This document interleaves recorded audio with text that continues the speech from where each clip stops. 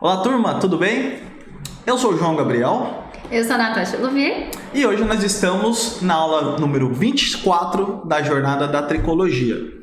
Se por acaso essa é a primeira vez que você está assistindo um vídeo, né, uma live, participando da live ou assistindo essa aula gravada, a Jornada da Tricologia é um evento que acontece todas as terças e quintas-feiras, comumente às 7h07 da noite, ao vivo no Instagram, tá? E depois ele fica salvo no nosso canal do YouTube, tá? Mas, devido à pandemia e às restrições, E devido termos que chegar em casa no máximo até as 8 horas da noite, que é um decreto do estado de São Paulo, a gente vai começar por enquanto as aulas às 17h07, né? 5h07 da tarde, para que a gente não fique sem esse nosso momento semanal. sim, né? e a gente consiga chegar em casa dentro do horário que... Respeitando aí o Permitido, decreto, né? tá bom? Porque como todo o nosso equipamento, ele acaba ficando aqui no estúdio, no escritório, então fica muito difícil a gente deslocar tudo isso para casa. Então a gente prefere manter essa qualidade de live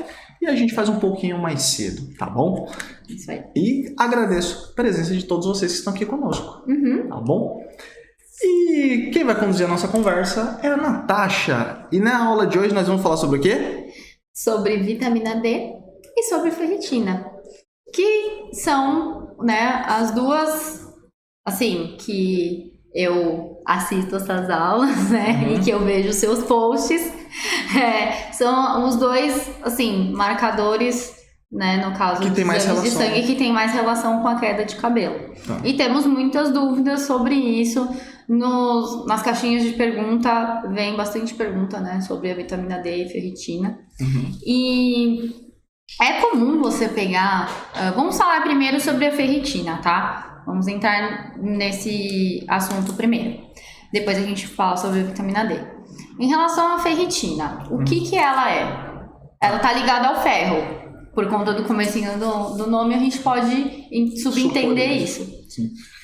Boa pergunta. A ferritina, ela é uma proteína. Quando a gente fala do metabolismo do ferro, nós vamos ter no nosso organismo alguns marcadores que são importantes para nós compreendermos como que está a relação da ferritina. Aliás, como que está a questão do ferro no nosso corpo. Tá. A ferritina, ela é uma proteína que ela é produzida no nosso fígado, certo? Ou seja, ela depende também de uma função hepática adequada. Tanto que é muito comum pessoas que têm doença hepática, doença no fígado, de acabarem tendo níveis um pouco flutuantes também nos níveis de ferritina, tá? Então a ferritina é uma proteína produzida pelo nosso fígado, cuja principal função dela é manter os estoques de ferro disponíveis no nosso corpo.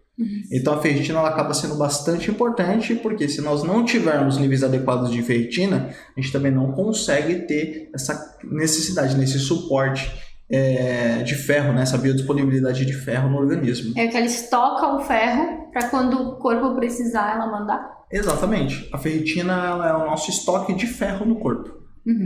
Entendi. Entendeu? E você geralmente pega muitos pacientes com a ferritina baixa?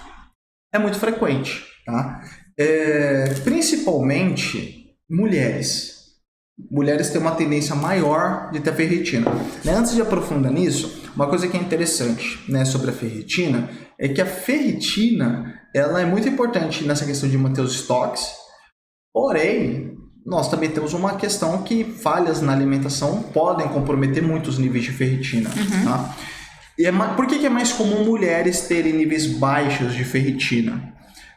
Pelo primeiro motivo, está relacionado ao sangramento menstrual. Sim, a menstruação. Você imaginou isso? Imaginei. Primeira coisa, porque geralmente muitas mulheres ficam anêmicas, né? É muito comum. Um segundo ponto, também além de ter essa questão do sangramento menstrual, que é uma hemorragia que acontece todos os meses. Algumas mulheres têm um fluxo mais intenso, outras menos intenso. Algumas mulheres duram mais dias, outras menos dias. Mas, no geral, isso é um contexto comum para a maioria das mulheres, né? E dura muito tempo, né? Porque geralmente você começa na adolescência, ali no período da adolescência, e vai até uns 40, 50 anos. Exato. E se a gente associar um segundo ponto também que é muito cultural, é que a alimentação. Então tem muitas mulheres que vivem em dietas restritivas. Bastante restritivas. dietas muito pobres em nutrientes. Então isso de fato pode trazer um comprometimento. Algumas que acham que ficar sem comer é um ponto para emagrecer. Exato. Então você associa que, por exemplo, muitas mulheres não têm costume de comer carne vermelha. E hoje eu até levo em consideração que por uma questão de algo mais sustentável, é porque a gente sabe, né, o impacto que a agropecuária oferece no Brasil, né? E no mundo, certo? O impacto que tem no ecossistema. Então muitas pessoas, principalmente muitas mulheres, visando também evitar um pouco deste impacto ecoambiental, evitam também o consumo de carne vermelha. E a carne vermelha acaba sendo uma grande fonte de obtenção desse nutriente, né, do ferro. Então isso também. Então a alimentação ela acaba comprometendo bastante os estoques de ferritina no nosso organismo. Mas existem outros alimentos também, né? Existem outros alimentos que a gente pode até ir conversando durante a live. Sim. Ok. E vamos vir para a parte da tricologia. Existe alguma comprovação de que a ferritina ela tem ligação com a queda de cabelo? Conforme eu falei lá no comecinho, que é um dos únicos marcadores que podem ter a ver? Boa pergunta. Se eu não me engano, acho que faz umas 2 semanas atrás, nós conversamos um pouco sobre vitaminas e minerais e qual a função deles no ciclo capilar. Suplementos, né? E tal. E se eu não me engano, acho que foi a aula 21, 22, a gente conversou sobre isso. O que acontece? Quando a gente... Não, foi a 20 ou a 21, se não me engano. Então, o que acontece? Quando a gente vai falar sobre vitaminas e minerais, existem vários artigos científicos mostrando sobre vitaminas e minerais e a relação com queda de cabelo, certo? Então, todos os estudos que mostram, por exemplo, deficiência de ácido fólico, B12, B6, biotina, inclusive a biotina, né, ela é muito tida como vitamina específica para o cabelo, em alguns lugares é até conhecida como vitamina H, né, relacionada a hair, que é a vitamina B7. Então, a biotina ela é uma vitamina que ela é muito consumida mundo afora, cujo intuito é reverter problemas capilares, certo? Porém, a biotina, todos os estudos que mostram, comprovam que ela não tem ligação direta com queda de cabelo. E suplementar biotina também não significa que a queda de cabelo vá parar, certo? Claro que a biotina está associada com a síntese de queratina, beleza? Mas ela não é tão essencial assim porque o nosso organismo produz biotina. As bactérias intestinais sintetizam biotina. Tá? Quando a gente fala de ferritina, não. Então, quando a gente vai falar, por exemplo, de vitaminas, ácido fólico e B12, a maioria dos alimentos, principalmente os carboidratos derivados dos farináceos, são enriquecidos com B12 e ácido fólico. A maioria dos vegetais e também das carnes que nós comemos, seja branca ou não, são ricas também em ácido fólico e B12. Então, assim, é muito difícil termos deficiência de ácido fólico e B12. É muito difícil termos deficiência de biotina, tá? Agora, a ferritina não. Cientificamente falando, os estudos mostram que os níveis de ferritina eles estão diretamente ligados com uma queda mais intensa de cabelo, principalmente no eflúvio telógeno. O eflúvio telógeno é a disfunção capilar que está mais associada a níveis baixos de ferritina. E, inclusive, esse impacto ele acaba sendo mais comum em mulheres, né? Sim. Eu digo até pela minha... Eu falo pela minha experiência clínica em consultório que eu atendo muito mais mulheres com eflúvio telógeno. Eu praticamente não atendo homens com eflúvio telógeno. Uma grande maioria são mulheres que sofrem com eflúvio telógeno e a grande maioria acaba tendo ferritina bem baixa. Inclusive, nessas últimas 2 ou 3 semanas... Eu estou abrindo bastante caixas de pergunta, que é o que eu faço semanal no Stories. Aliás, faço diariamente no Stories.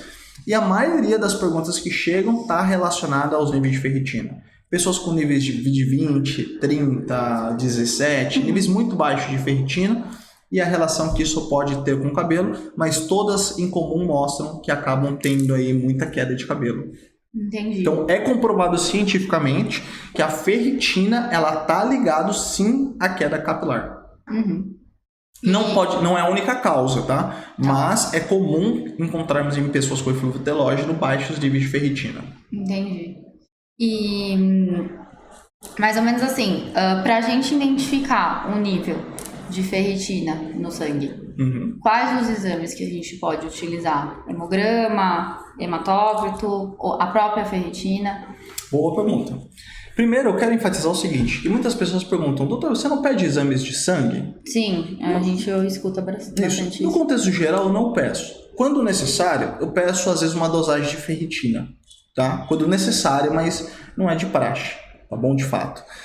Que é o que acontece? Quando a gente fala dos exames de sangue, as quedas de cabelo, elas não são consideradas doenças, certo? As quedas de cabelo são consideradas disfunções estéticas. Embora tenha um impacto emocional e social muito grande. Com certeza. Né? Mas, no geral, não é um problema estético. Mas, claro que também estética está ligada à autoestima e também a gente se sente mal quando a gente não se sente bonito. Tá ligado à saúde, né? Tá ligado à saúde. Então, o que É acontece? uma junção de tudo. Isso. Então, qual que é o ponto? Quando a gente vai falar, muitas pessoas falam, mas eu fiz um hemograma completo. E no hemograma completo que eu fiz, estava tudo em ordem. Só que tá, a maioria dos profissionais não sabe ler e interpretar exames. Quando muito o fazem, ficam sempre fazendo leitura de valores de referência. Você não precisa ir num profissional para olhar o valor de referência e falar para você que está dentro. Qualquer pessoa que sabe ler consegue ver isso em casa, certo? Então, qual que é o objetivo de um profissional? Ele conseguir interpretar dados. E muitas vezes algumas informações podem ser interpretadas também num contexto geral. Hoje, a maioria das mulheres em idade sexual, em idade fértil, são mulheres que elas acabam tendo, sim, em grande maioria, níveis baixos de ferritina, certo? Mesmo que dentro dos valores de referência. Então, os valores médios de referência de ferritina tá em torno da casa de 20 até 360. Olha a discrepância. É bem grande É bem grande essa variação, né? Então, por exemplo, você pode ter 20, mas pode ter 360. Isso não é uma variação cabível. Entendi. Tá, mas então, mesmo eu fazendo o exame de ferritina e estando dentro do valor de referência, eu posso ter queda de cabelo? Você pode ter queda de cabelo. Porque não significa que porque está dentro do valor de referência, significa que seja suficiente. Por exemplo, me descreve a sua rotina. Então, numa situação normal, né? Sem ser uma questão, por exemplo, de pandemia.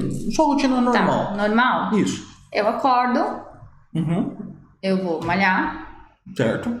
Geralmente em jejum, eu não como nada antes de malhar. Me sinto melhor assim. Depois eu chego, tomo alguma vitamina ou como alguma coisa. Tá. Aí eu venho trabalhar, trabalho, almoço, trabalho. E fora a pandemia, vou resolver coisas, né? Fora banco, atrás de, enfim, material e tudo mais, dos medicamentos e tudo. E trabalho. E chego em casa de noite, trabalho, e a gente trabalha em casa também, né? Tem... A gente descansa também, tá, gente? Não, a gente escraviza a Natasha, tá? Ele não me escraviza, bem mas claro eu digo... isso. Você não vai dar a impressão que eu faço um serviço escravo. Não, mas você não vai ser escravo. Eu digo que ambos estão trabalhando. No momento que eu estou trabalhando, ele também está trabalhando, só que ele está atendendo vocês. Eu, no caso, estou aqui no background, né? Estou fazendo as coisas aqui por trás. E só que em casa, por exemplo, não estou falando que você não trabalha, que você não me ajuda. Ambos também chegam em casa e ainda trabalham, né? Porque tem as meninas para cuidar. Quem não sabe, a gente tem uma cachorrinha e 2 gatas. Então tem as meninas pra cuidar, tem roupa pra lavar, enfim, um monte de coisa pra fazer. Então a gente também trabalha quando tá em casa. Janta, e geralmente no finalzinho do dia a gente descansa. É o dia que é o horário que eu uso pra ler ou pra fazer alguma coisa assim. Isso, então coloca, que hora você dorme mais ou menos? Olha, eu não consigo dormir cedinho, não. Você sabe, né? A gente dorme por volta de umas 11 horas, 11h30, mais ou menos. E acorda por volta das 5h30 da manhã. Né? Então o que acontece? Muito triste isso, mas é. Então a gente tem uma vida muito ativa. Né? É por isso, inclusive, né? Deixa eu até aproveitar esse tempo, que tem muitas pessoas que falam, você manda direct todo dia, você nunca me responde. Gente, eu passo o tempo inteiro, eu não fico assim, quando eu não estou atendendo, eu não estou aqui na live com vocês, eu não estou sem fazer nada. Eu estou preparando material para vocês, eu estou dando suporte para os alunos, eu estou dando atenção para os meus pacientes. Tá atendendo. Estou atendendo. Então, assim, eu passo a maior parte do dia, pelo menos umas 14 horas por dia, a gente passa dedicado ao trabalho. Mas a gente tem todo um contexto. Então, às vezes, quando eu não respondo, é porque a gente não tem tempo. Sim. Mas a gente tenta acordar. Mas todo dia a gente acorda às 5h30 da manhã e dorme 11 e pouco da noite, para poder dar conta de tudo isso. E até mesmo no próprio WhatsApp, gente. Às vezes eu tenho um monte de pessoa para falar, para responder, para conversar. E por isso que a gente já deixa claro que é em torno de 24 horas para responder, porque dentro de um dia a gente consegue responder, né? Tá? Mas qual que é o contexto? Por que eu pedi para a Natasha lá descrever, né? Por que eu te pedi para descrever essa parte? Porque isso é comum. Hoje, a maioria das mulheres, principalmente eu acho que em perímetros urbanos, tem uma vida ativa. Acorda cedo, Sim. trabalha, treina, estuda, vai pra faculdade, vai pro colégio, tem uma vida, cuida da casa. Tem isso quando não tem filho, né? E ainda tem que se dedicar a isso. Então tem uma vida muito ativa. Aí eu vou dar uma explicação seguinte. Para quem não sabe, a importância do ferro no nosso organismo basicamente é duas, certo? Então lembra, ferritina é estoque de ferro, beleza? Qual que é a função do ferro no nosso corpo? O ferro ele tanto serve para reações bioquímicas, né, reações metabólicas, ou seja, fazer o nosso corpo funcionar. O ferro é muito usado numa estrutura chamada mitocôndria, que é uma organela dentro das células que serve como usina de energia. Sim. Sem mitocôndria, sem energia, sem vida. Ou seja, se o ferro ele é importante para a função mitocondrial, para a cadeia elétrica mitocondrial, então ele é importante para que a gente tenha metabolismo, energia, certo? Se a gente colocar, então tem esse ponto. Segundo ponto, o ferro ele é um transportador de oxigênio também. Que as hemácias. Que são as hemácias, para usar também para transformar em energia. Sim. Se você tem uma vida ativa, que você fica acordado, né, em atividade pelo menos um período de 12 a 16 horas por dia, em algumas situações até mais, seu corpo precisa de mais ou menos energia? Mais energia e mais oxigênio. Exato. Por que eu estou comentando isso? Ó, só um breve adendo aqui. Por exemplo, uma coisa que eu senti muita diferença. Quando abriram as academias depois, né, do período de lockdown, que eu voltei a treinar, aí a gente precisava treinar com a máscara, certo? Certo. Foi todo mundo tinha que entrar na academia de máscara e treinar de máscara. E fazer exercício aeróbio com a máscara, pra mim, no início era muito difícil. Por quê? Por conta realmente dessa questão de oxigenação. Eu me sentia muito mais desgastada e fadigada, com menos tempo de exercício, do que sem a máscara. Por causa do oxigênio. Porque o oxigênio ele faz o que a gente chama de aerobiose, que é formação de energia, certo? Via oxidativa. E é esse motivo também que o pessoal com anemia geralmente fica muito cansado. Exato. Porque você até pode estar respirando oxigênio, mas quem garante que o seu corpo está conseguindo transformar esse oxigênio em energia? Você precisa de ferro para transportar esse oxigênio. Sim. Entendeu? Então, na verdade, não é a ferritina o problema, é o contexto por trás. É uma cadeia. Se você não tem ferritina, não tem estoque de ferro. Se não tem ferro, você não tem energia. Certo?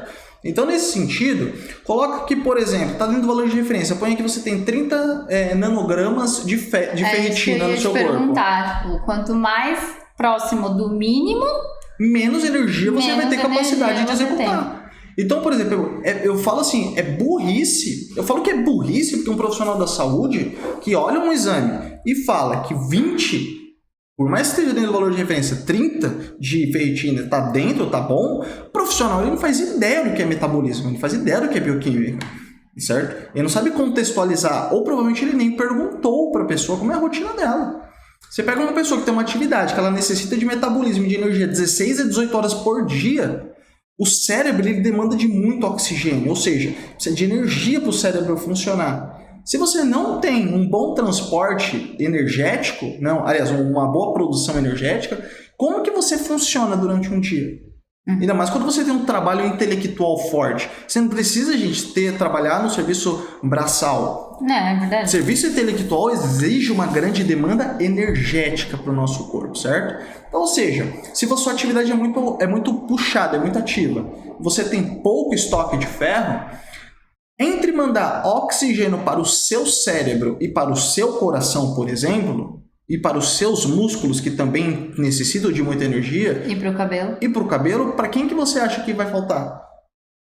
Falta para o cabelo. Vai faltar para o cabelo. Não, isso na verdade é em todas as questões, né? Em todos os nutrientes. Todos os nutrientes. O corpo, biologicamente, ele vai mandar para os órgãos vitais. Exato. Mas qual que é a questão? O cabelo...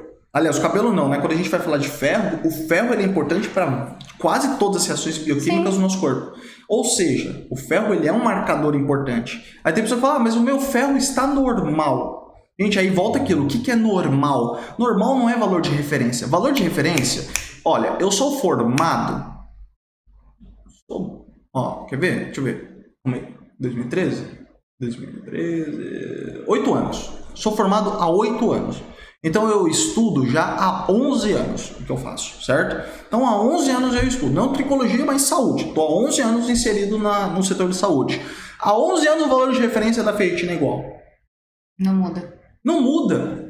Um pouquinho, dependendo do laboratório. E há 20 anos também era igual, certo? Então é um valor de referência que não muda. Então mudou o social. Hoje nós temos aí a categoria dos... Nós somos os millennials, né? Que é de 85 a anos, sei lá, 2003 mais ou menos.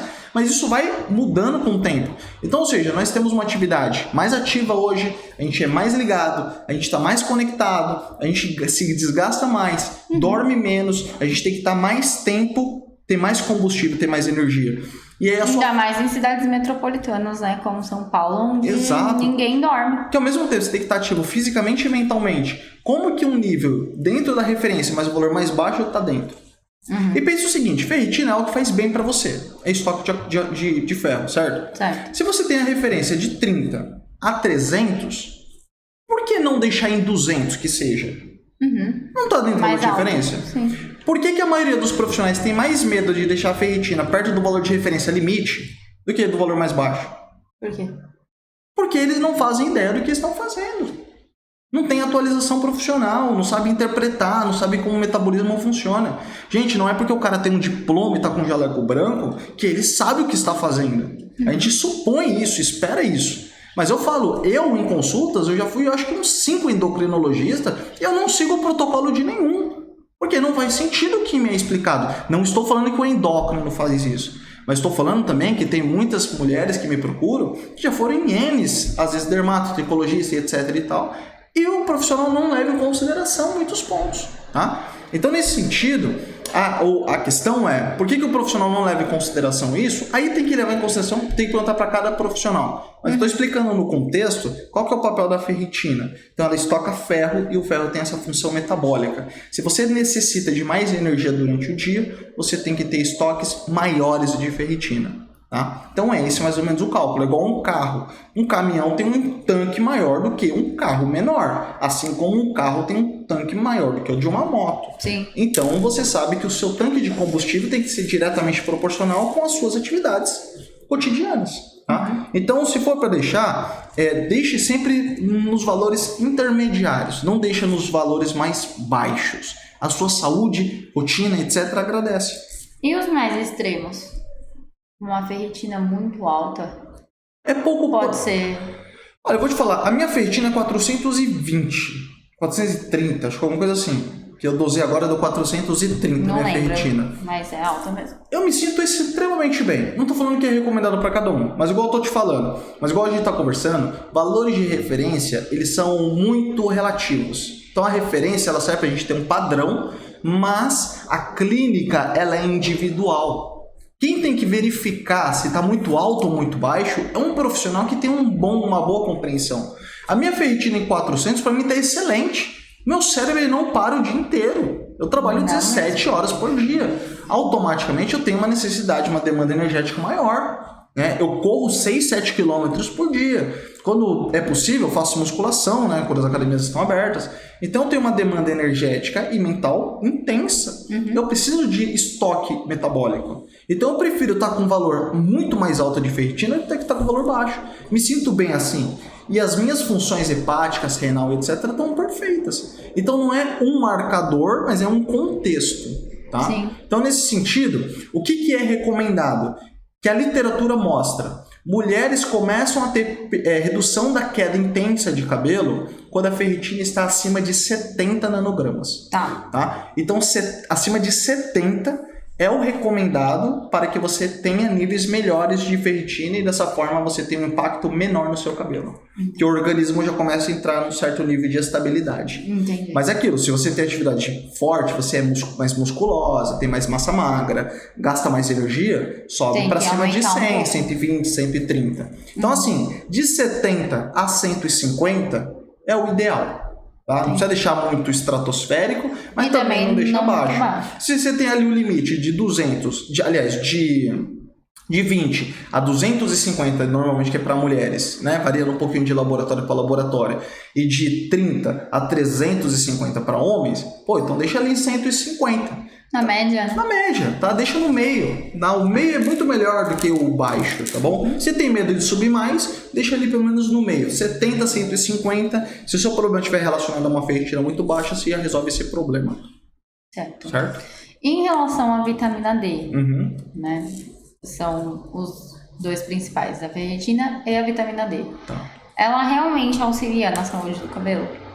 Vitamina D também. A falta dela faz cair. A falta dela, sim. Os estudos científicos mostram o seguinte. Quando a gente pega grupos de pessoas, não é... aí é uma coisa importante, tá? Vou falar até da ferritina, isso também se aplica à ferritina. O que os estudos mostram? Que nem todo mundo que tem ferritina baixa ou vitamina D baixa tem queda de cabelo. Tá. Certo? Mas as pessoas que têm queda intensa de cabelo normalmente têm ferritina e vitamina D baixa. Entendi. Entendeu? E aí mostra que a vitamina D é o mesmo processo. Quando a vitamina D está acima de 30, preferencialmente a partir de 50, o cabelo ele passa a ter uma estabilidade maior. Certo? Aí o que acontece? Existe um grande mito em cima da vitamina D. Não sei se você sabe, se eu já cheguei a te contar isso. Que é a toxicidade dela? Que é a toxicidade dela. Sim. A toxicidade da vitamina D ela é um grande mito da forma como ela é contada. Existe a possibilidade? Existe, mas é um grande Seria mito. o que? Mais hepatotóxica? Na verdade... Diferente ao fígado, a parte renal? Fala que ela pode ter uma certa... Na verdade, não está relacionada a isso. A toxicidade aqui da vitamina D, a vitamina D ela é um gerenciador de cálcio. Tanto que ela funciona metabolicamente no corpo, porque um outro mineral importante para diversas funções bioquímicas, depois do ferro, é o cálcio, certo? Então, quando a gente vai falar de metabolismo de cálcio, para que você estimule o gerenciamento de cálcio no corpo, você precisa... Sim, ele está dentro da bomba de sódio e potássio também, ele não entra nesse... Não, bomba de cálcio, bomba de sódio e então, potássio. mas ele entra nesse processo... Na bomba de cálcio. Exato, mas Isso. também tá, tipo, tudo interligado. Tá tudo interligado. No processo de polarização, repolarização de membrana, sistema nervoso Sim. central.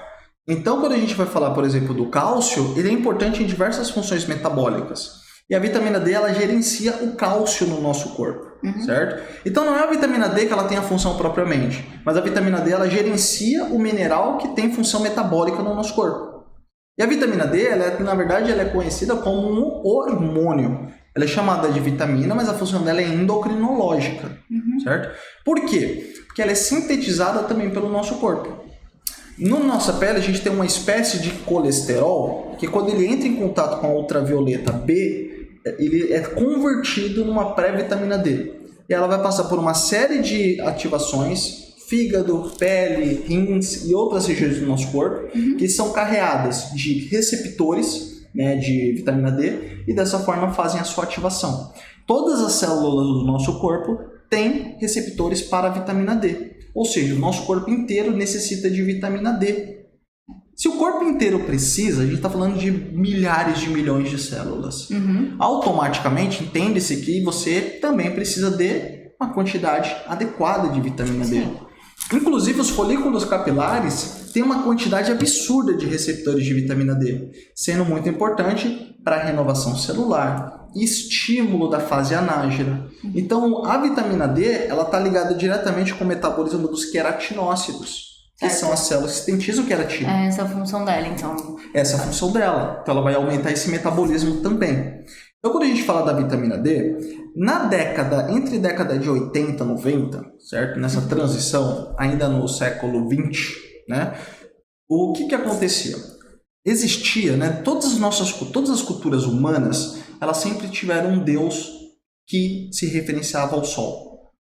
É verdade. Não é à toa que domingo em inglês significa Sunday, né? Dia do sol. Nós temos, aqui no Brasil, se não me engano, nós temos o deus Tupã, que é o deus dos tupis, né? E todas as culturas nós temos Apolo, se eu não me engano, acho que Ra, na cultura egípcia. Mas todas as culturas nós temos uma referência ao deus Sol. Por quê? O Sol, em diversas culturas, ele sempre estava relacionado à saúde. Né? Tanto, por exemplo, importante. Era importante, né? Eu mesmo, eu cresci em casa com quintal. Sempre minha avó, minha mãe, eu sempre vi elas colocar, estender tapete no sol, cobertor, edredom no sol, porque falavam que era para matar micro-organismos. Hoje é sabido, inclusive nesse período de Covid, o que os mercados estão colocando? Câmaras com ultravioleta. Para quê? Para tentar esterilizar micro-organismos. Assim. Que é o que o sol faz. Ou seja, o sol ele sempre foi tido como benéfico. Então, em todas as culturas, o sol ele sempre foi usado para terapia. Antigamente existia, espalhados por todas as regiões do mundo, vários centros de helioterapia. Inclusive em Boston, nos Estados Unidos, tinha alguns dos maiores centros de helioterapia do mundo. Muitas pessoas iam lá para fazer tratamentos de doenças cutâneas e doenças autoimunes com terapia solar. Nossa, eu não sabia disso. Então, muitas pessoas faziam tratamento de helioterapia, que eram grandes estufas que tinham muita exposição solar, e as pessoas faziam tratamento com exposição de sol. E tratava lepra, psoríase, esclerose e uma série de outras doenças com muita exposição solar. Mas por quê? Aumentava a síntese de vitamina D. Certo? Como que começou o massacre? Na transição da década de 80 e 90, a indústria farmacêutica norte-americana ela teve um colapso econômico muito ferrado decorrente de crises. E aí o que aconteceu? As pessoas não estavam consumindo tanto medicamento. E aí o que foi necessário para poder levantar o caixa? Eles precisavam arrumar um outro produto que fosse fácil de comercializar. E aí na época eles estavam começando a produção de filtro solar. E precisava vender filtro solar. Mas se o sol, em toda a dinastia humana, sempre foi considerado um elemento fundamental para a saúde, por que eu vou me proteger do sol? Mas aí tem a relação com os tumores, né? Não, mas calma, isso não era mérito na época, não se discutia câncer de pele. Entendi. Entendeu? Então na época não se discutia câncer de pele. Inclusive, estatisticamente falando, tinha menor incidência de câncer de pele quando as pessoas se expunham ao sol com mais frequência. Inclusive tem até um estudo que esse estudo está até relatado inclusive num livro chamado Vitamina D. Como um método tão simples trata doenças tão importantes, do Dr. Michael Holick, que é uma das maiores autoridades de vitamina D no mundo, ele fala justamente que a incidência de câncer de pele ela se tornou maior hoje em dia que as pessoas não se expõem ao sol. Porque a vitamina D ela também tem uma função de proteger as células ou ter um controle maior de células tumorais. Então o que acontece? Na época, começou a fazer o que para as pessoas começarem a usar filtro solar? A sociedade, os grandes laboratórios farmacêuticos fomentavam workshops e estudos da Sociedade Norte-Americana de Dermatologia para mostrar para as pessoas que o sol era vilão. O sol fazia mal. Que o sol fazia mal. E começou a ser propagado com grande força essa teoria que o sol era vilão, que o sol era vilão, que o sol era vilão. Só que mais uma vez a gente vê que a indústria farmacêutica atacando as pessoas, tentando trazer doença para poder vender produto, vender medicamento. Existem grandes profissionais hoje, grandes renomes que falam dos benefícios da vitamina D. Não sei o que estou falando. Tanto que toda vez que me perguntam, eu sempre coloco prints de artigos científicos sobre vitamina D. Sempre, sempre. Então não são palavras minhas, existem milhares de estudos sobre isso. Então a indústria farmacêutica começou a querer vender muito fotoprotetor. E aí o fotoprotetor, para vender, tinha que colocar o sol como vilão. As pessoas começaram a se esconder do sol.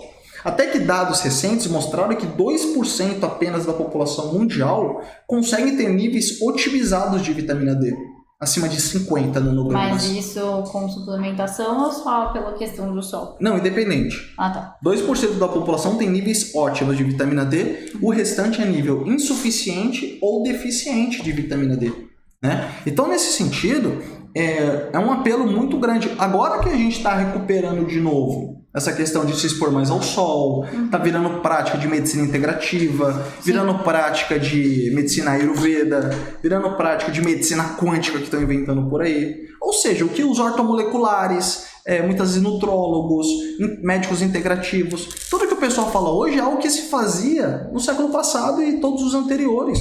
Sim. Hoje está sendo visto como, nossa, redescobrimos a bola. Pô, falar que descobriu o sol é demais, né? Então, o profissional pode falar qualquer coisa, menos que descobriu o sol, né? É como se fosse uma nova tecnologia. Exato. Algo muito... algo fantástico. Gente, simplesmente está só recuperando algo que se fazia há muitos anos. Que já era cultural, né? Exato. Eu comecei a estudar sobre vitamina D, mas na época a gente começou a namorar, em 2016, que eu comecei a estudar mais. Lembra do livro? Então eu li esse livro já umas 3 vezes. É um livro muito bom. Né? Depois eu até deixo o print no Instagram, nos stories para o pessoal. Então é um livro muito bom e ele fala muito sobre vitamina D. Mas eu não me baseio só nos livros, né? Eu também estudo bastante sobre vitamina D. Os artigos. Isso. Inclusive tem um protocolo chamado Protocolo Coimbra, que é um protocolo muito utilizado, inclusive no Hospital São Paulo, da Escola Paulista de Medicina, que na Unifesp, né? Que esse protocolo Coimbra, ele é muito usado por profissionais para tratar doenças autoimunes.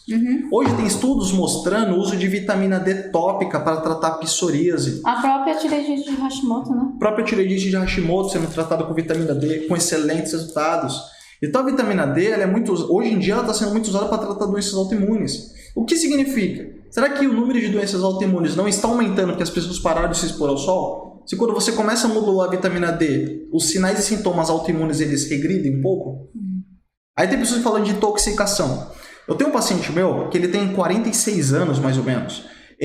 Foi diagnosticado com esclerose múltipla há 18 anos atrás. Nossa. O que seria dele se ele fosse diagnosticado com esclerose múltipla e estivesse fazendo tratamentos convencionais? Provavelmente a qualidade de vida dele seria muito diferente do que é hoje. E ele é tratado por um especialista em protocolo Coimbra. Então ele faz doses cavalares de vitamina D. 70 mil por dia. Nossa, é muito. Depende do ponto de vista. Não, Isso. assim, o que é o normal que a gente está acostumado a ver. Exato. É muito. Aí tem muitas pessoas que tomam 500 UI de vitamina D. E aí o teu profissional fala, não, é muito, não vai intoxicar. Gente, para vocês terem uma ideia, como que funcionava antigamente? Você comia peixes como salmão silvestre. Aí tem pessoa que fala, mas na alimentação não vem vitamina D? Depende. Se você comer salmão silvestre quase todos os dias, você se alimenta de fitoplânctons, que eu acho que você não come. Se você conseguir comer cogumelos quase que diariamente e alimentos enriquecidos com vitamina D, aí beleza. Mas eu tenho certeza que ninguém consome alimentos enriquecidos com vitamina D, ninguém come salmão silvestre todos os dias, ninguém come cogumelos. Nós estamos falando de um tipo de alimentação que é muito fora do padrão da família popular brasileira. Sim. A espirulina está dentro disso? A espirulina ela pode servir como uma fonte muito rica de vitamina D também. Por quê? A espirulina ela é um fitoplâncton, né? Aliás, ela é uma cianobactéria. Sim. Certo? Então ela acaba sendo muito benéfica. Então nesse sentido, hoje a nossa alimentação corriqueira ela não tem vitamina D. Então, se você tomar sol da forma como tem que tomar, se você se alimentar da forma que você precisa se alimentar, mesmo assim, estudos sugerem que é interessante suplementar a vitamina D. Porque em uma situação normal, nosso corpo deveria produzir diariamente cerca de 10 a 15 mil unidades internacionais de vitamina D. Então, se você não come salmão silvestre, se você não come cogumelos, se você não come nenhum desses alimentos, e você não toma sol todos os dias... Em salmão silvestre a gente não come mesmo, porque a gente sabe que é de cativeiro, né? Exato. Ainda quando você come salmão, você come um salmão de cativeiro que só come ração. Não é o salmão que tem a vitamina D. Ele come fitoplânctons, que tem vitamina D, e essa vitamina D fica acumulada nele. E aí tem alguns agravantes. Tem estudos que mostram que sobrepeso e obesidade pioram seriamente a biodisponibilidade de vitamina D no corpo. Porque a vitamina D é lipossolúvel, ela se acumula em tecido subcutâneo. Então quem é obeso e tem sobrepeso vai ter uma dificuldade maior de ter vitamina D biodisponível.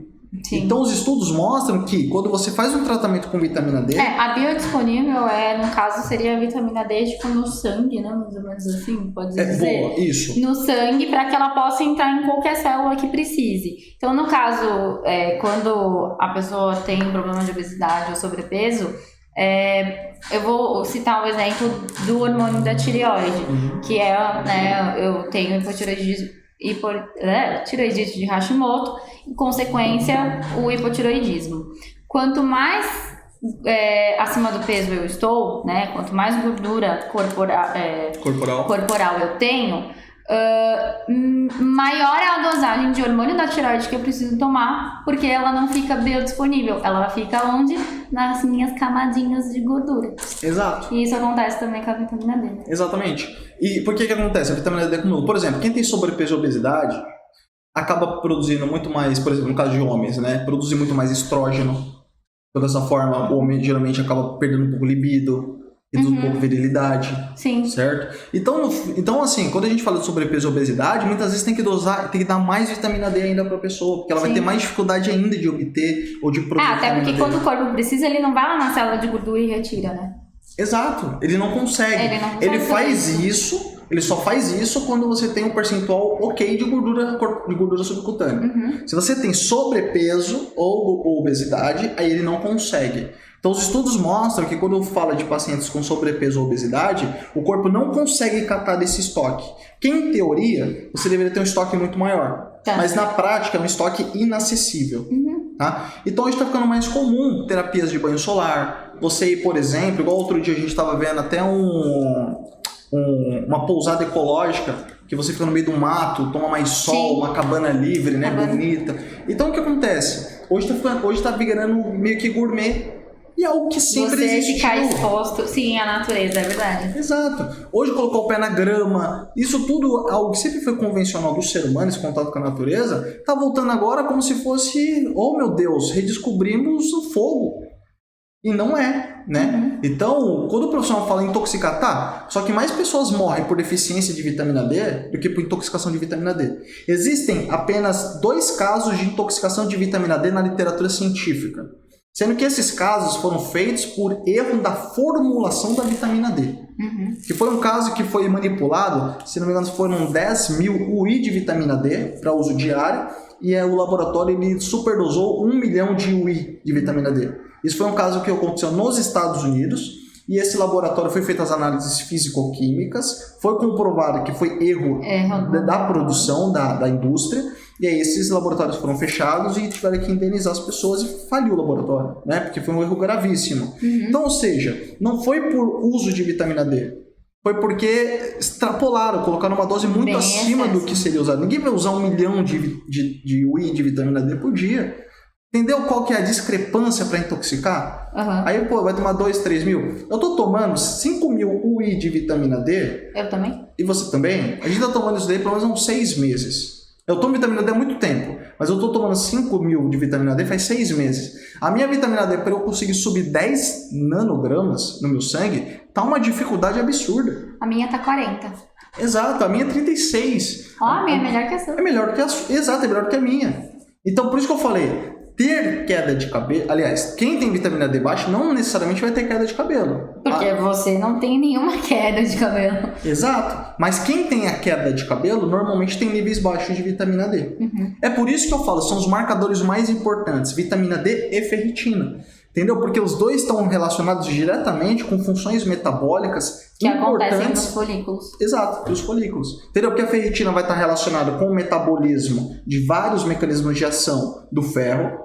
E a vitamina D vai estar ligado a vários tipos de mecanismos de ação mediados por cálcio. Inclusive a fase anágena que necessita de muita energia. É muito porque metabolismo. Porque quando o cabelo tá crescendo, né, gente? Exato. E o que mais a gente quer é que o cabelo cresça. Exatamente. Então você precisa ter esse metabolismo mais eficaz, mais eficiente. Entendi. Entendeu?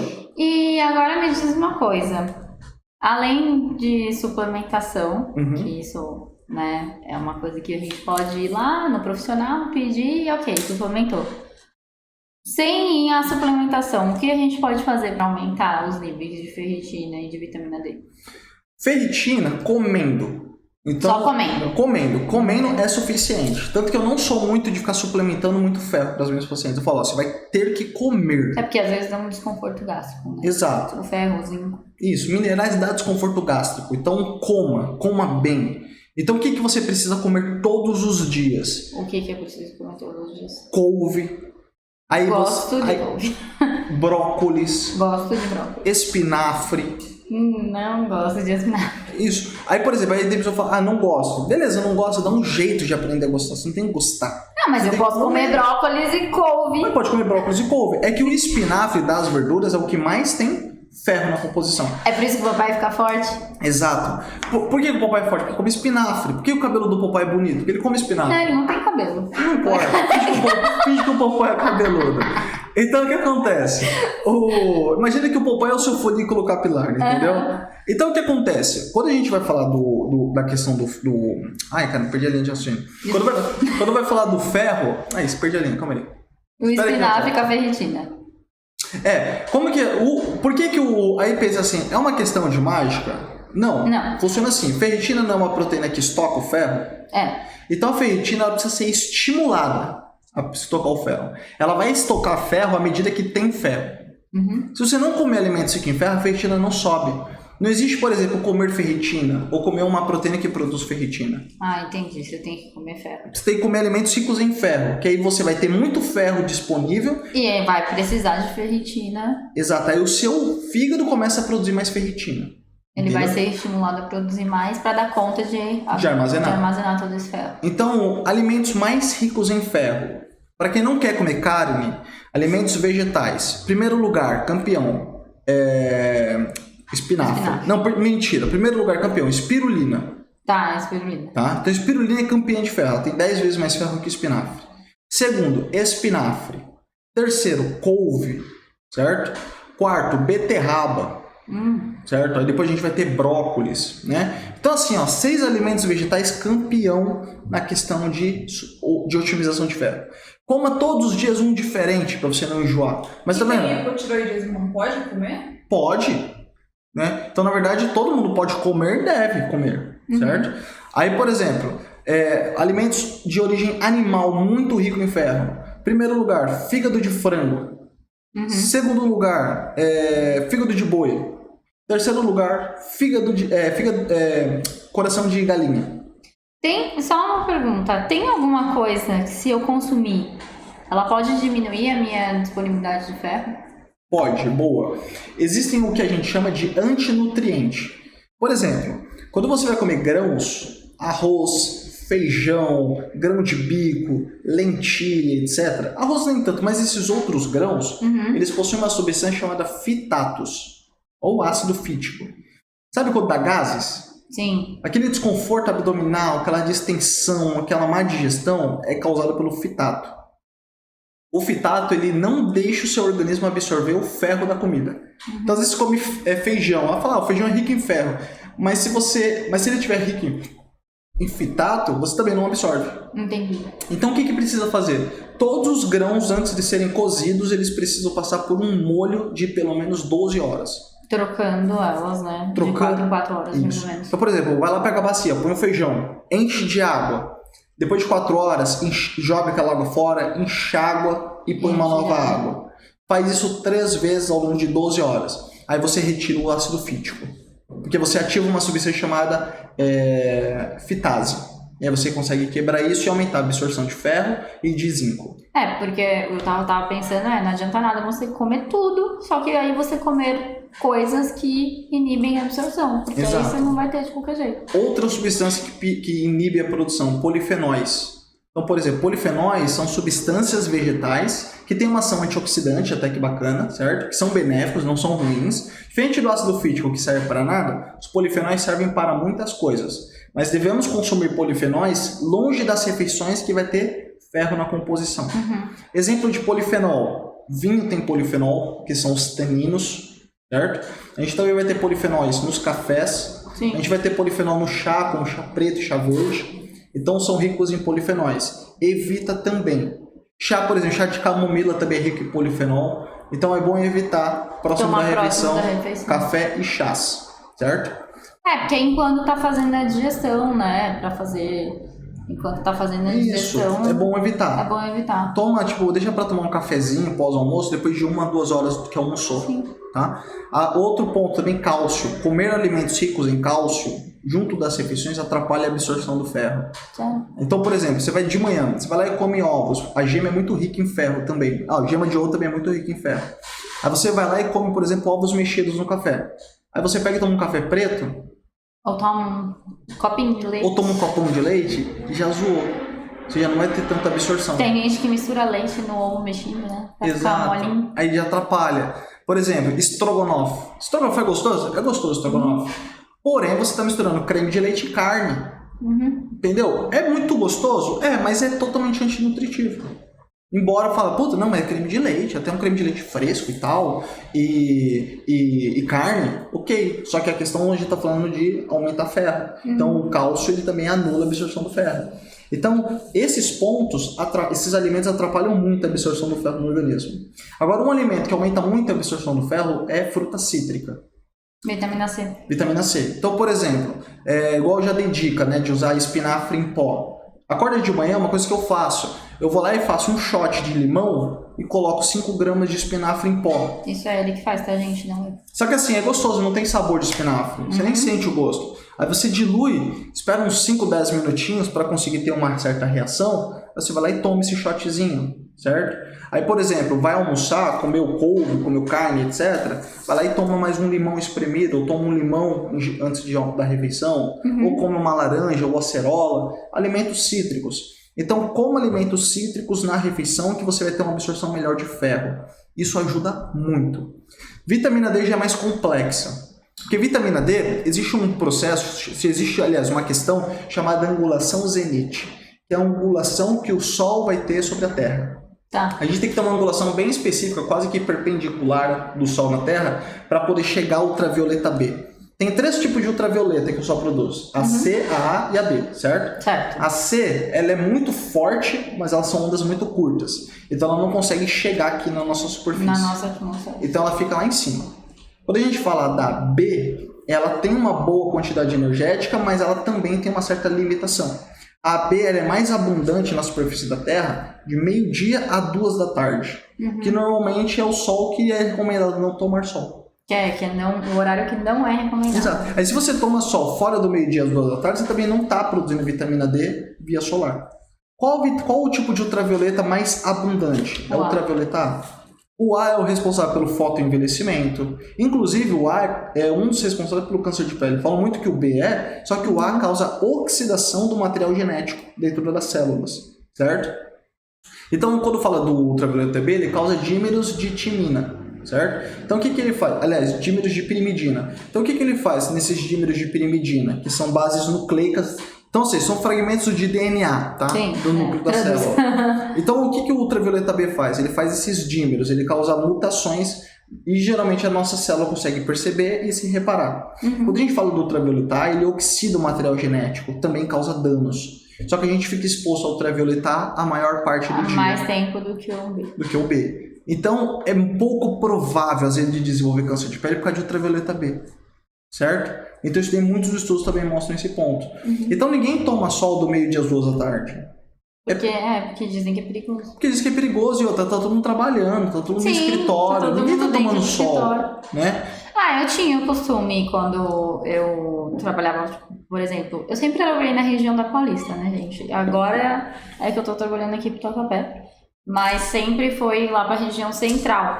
E lá, se aqui bate um solzinho na nossa janela, lá os prédios são todos fechados, os escritórios são todos tipo ninguém toma cortina, sol. Ninguém toma sol. Não tem nem o respiro da janela. Que é a realidade da maioria das pessoas. Sim, mas eu tinha o costume de sempre, independente se eu fosse almoçar fora, se eu almoçasse, né, no refeitório, eu sempre tive o costume de pelo menos dar uma voltinha assim na rua, pra dar uma respirada, pra tomar um solzinho. Show, isso é importante, né? Então, o que acontece? É importante ter esse ponto. Inclusive, no nosso canal do Telegram, né, tem um canal do Telegram que é a lista de espera para os alunos para quem quer receber novidades sobre o curso PRC e tal, tem um link na bio, tá bom? Terminando essa live, eu vou colocar um artigo científico sobre vitamina D lá nesse canal do Telegram. É um canal exclusivo para profissionais, porque o artigo ele tem uma linguagem um pouquinho mais complexa de entendimento maior de profissionais. Então, quem for profissional, vai lá no link da bio, entra no canal do Telegram, que eu vou disponibilizar um artigo muito bom sobre vitamina D, tá bom? E aí, dessa forma, acabando a live, eu disponibilizo para vocês esse artigo. Vamos só responder umas perguntas do pessoal? Já são 6 horas. Ei, boa. Já. Hoje foi a conversa, hein? Hoje a conversa foi, rendeu. Dá pra gente fazer a parte 2. Bastante perguntinhas. Tá. A Golda Eu acho que é assim que se pronuncia. O que o senhor acha do teste epigenético para tratar a queda? E para saber quais alimentos são dissonantes ou ressonantes? Olha, se você tiver condição financeira de fazer um teste epigenético, vale a pena. Eu não sou contra, pelo contrário, acho que é muito específico, é muito focado. Mas embora assim, as situações principais de alopecia androgenética, ou de eflúvio telógeno, ou areata, ou fibrose antifrontal, a gente consegue fazer o diagnóstico diferencial via tricoscopia digital. Mas para quem tiver recurso a mais, que pode fazer alguns testes mais específicos, faz um mapeamento epigenético. Então fazer uma análise epigenética acaba sendo um complemento muito interessante. A eu, Ana, Ruth. Qual o melhor horário para tomar o ferro e vitamina D? A vitamina D, o mais recomendado é junto com as refeições, por ser uma vitamina lipossolúvel, tá bom? E de preferência café da manhã ou almoço. Evitar tomar no final do dia, de noite, porque aí o corpo não compreende tão bem, porque ela é uma vitamina, digamos, mais diurna, né? Acho que no almoço é o mais fácil. O almoço é o mais... eu tomo no almoço, a gente e toma até porque no almoço geralmente é quando a gente come mais gordura, né? Exato, então ela tem uma biodisponibilidade maior. A Cris Rebelo, oficial. Quanto precisa estar a ferritina? Acima de 50, tá? 50, 70 é o recomendado na literatura científica, mas se formos falar de ideal, 70, 150. A Moreira Ingrid. E como podemos repor mais rápido, né? No caso, a ferritina, por comprimido ou tem outras opções? No caso, a alimentação. Alimentação. Assim, pensa assim, a sua ferritina ela não reduziu da noite para o dia. Você não acordou com... Você tinha 400 de ferritina e acordou com 20. E isso foi algo gradativo. Então a recuperação é gradativa. Não adianta ter pressa, tem que ter paciência. Mas comendo bem todos os dias, por exemplo, comendo bastante, por exemplo, de manhã toma um suco verde. No almoço, ovos e mais verdura. Aí uma vez por semana come fígado. Faz todas as refeições, coloca alimentos ricos em ferro, que aí você sobe rápido. Mas não é nem ficar tomando comprimido não, que isso aí não vai subir não. Tá? Não fica gastando dinheiro só com comprimido, come comida. Até é mais barato. É mais barato, tá? É mais barato e saudável e é mais exato, tá? Como? Eu acho que a gente tem que pegar o hábito de se alimentar melhor, né? Do que só se entupir de remédio. Abre menos pote, tá? Come mais comida, gente. Vocês têm que parar com essa mania de querer ficar suplementando. Por isso que as indústrias estão tão ricas. Porque vocês comem qualquer gummy hair da vida. Né? Come comida. Para de comer bala de goma.